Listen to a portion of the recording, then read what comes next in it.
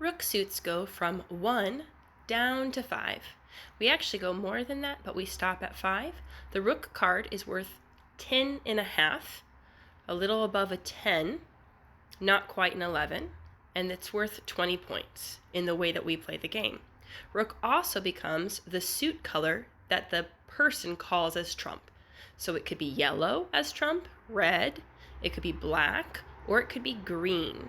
It changes depending on what the player calls as trump.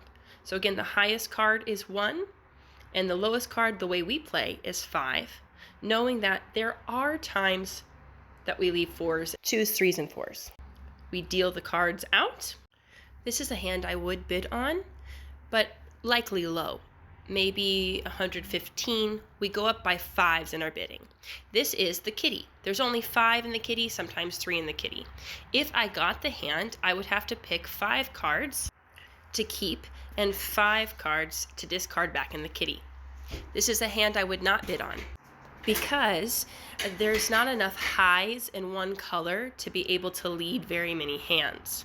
This hand I would bid on. There are enough high cards, and the Rook becomes a trump color. So if I was leading red, it would become the red color, meaning I have enough high cards to take the hands. I would also likely bid on this hand, and I would probably call, in our version of the game, you call a partner. A partner is someone who has something you're missing.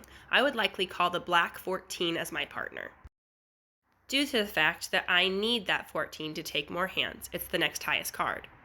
This is a hand that I would likely not call because there aren't enough of one color to lead very many hands. However, sometimes people will pick a partner in a different color, and sometimes people will bluff, leading the bid high even though they have nothing, just to make someone else be stuck with a higher score. Here are the point calculations. Not every single card gives you points. If you take a 1, you can get 15 points. A 14 gives you 10. Rook is the highest. It gives you 20 points. 10s give you 10 points. 5 give you 5 points. And all other cards give you 0 points. If I took this hand, I would likely call the 14 green as my partner. I would lead with 7 so I could find the 14. Then it's that person's turn to play. This is because they took the hand. So they'll look at their hand and think which would be best to lead with next. Unfortunately, they have no high cards and no green, so they're going to try to play the card that does the least amount of damage, which is likely that 6 there, because they don't drop points. They're my partner, but even still, they didn't have a great card. Because they led with a red, I have to also play red if I have it. Since I have no red, I get to pick any color that I want to lead with. Because I have green, and green is trump, if I lay a green, I automatically win that round, unless someone plays a green that's higher than mine. I dropped the 11. The next group has to decide what they want to drop. If they have red, they have to play red first, because it's what was led with. I only got to play the green because I had no red. Since I took the hand, I get to lead the next hand. I'm going to want to lead with the green. I want to do what's called bleeding trump. That means I want to see who else has trump out there, since it's the highest card. I would lay down my green 12. The next person only has 1 green card, and it's a 10. That gives me 10 points. They still have to play it, because it's the only green they have, and after all, green led.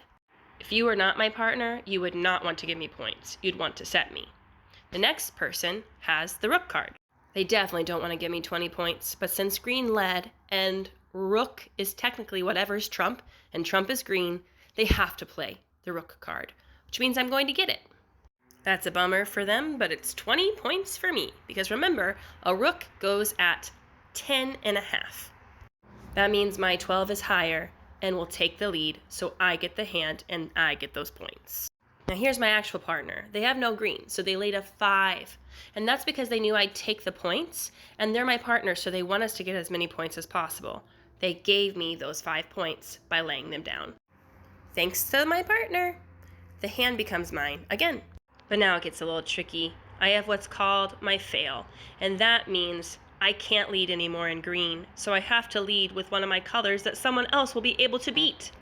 In this case, I bit the bullet and put down my black 14, knowing someone else was going to pick up points, because the 1 is more than the 14. Someone else is going to beat me. Anyone who's not my partner is going to lay down as many points as possible to try and get me set. If I don't get the amount that I bid, I'm minus that many points. But my partner will try to lay down points to protect me. When I play that, everyone else follows suit. Luckily for me, in that last hand, someone else played the 1 of yellow.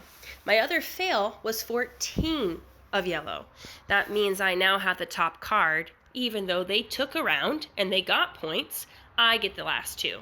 No one has higher than the 14 of yellow, so I get that one, and no one has higher than the 1, and no one has any more trump but me, so I get to take the last hands. If there were points in the kitty, I'd get the kitty too. Remember that small group of cards at the beginning? That's what I'd get to take for getting the last hand. So again, if there are points in the kitty, you want to say points in the kitty, and you want to make sure that you at least collect the last hand if you're bidding, so that way you can get those points back. Otherwise, whoever takes the last hand gets them. Unfortunately for us, some hands were taken. So let's add up all of these points that our enemies, aka the other players, gathered. They got the 1, which is 15 points, 10 and 14, which are 10 points each, a 10, which is 10 points, and another 1, 15 points. All together, we have to see if that sets us or not. Setting us means, are we going to make our score? And here we have it. One hand took 35, the other 25, 60 points in total. You can only get 180 points per game. That's the top score. So we got all the other cards. For that reason, we can double check and see. 180 minus 60 means we got 120. If I bid more than 120, I'm set. That means I go negative 120, and guess what? So does the partner I called. Sorry, partner. But if I bid less, let's say I bid 115, each bid has to go up by 5 points each time, starting by 50. Then I would have gained 120 points, and so would my partner. Pick a Partner version of Rook is a balance of strategy, luck, skill, and really just trying your best and guessing along the way. The more that you take, the better your chances are to win. But you have to be careful, because if you bid too high, you could get set. That's our family version of the game.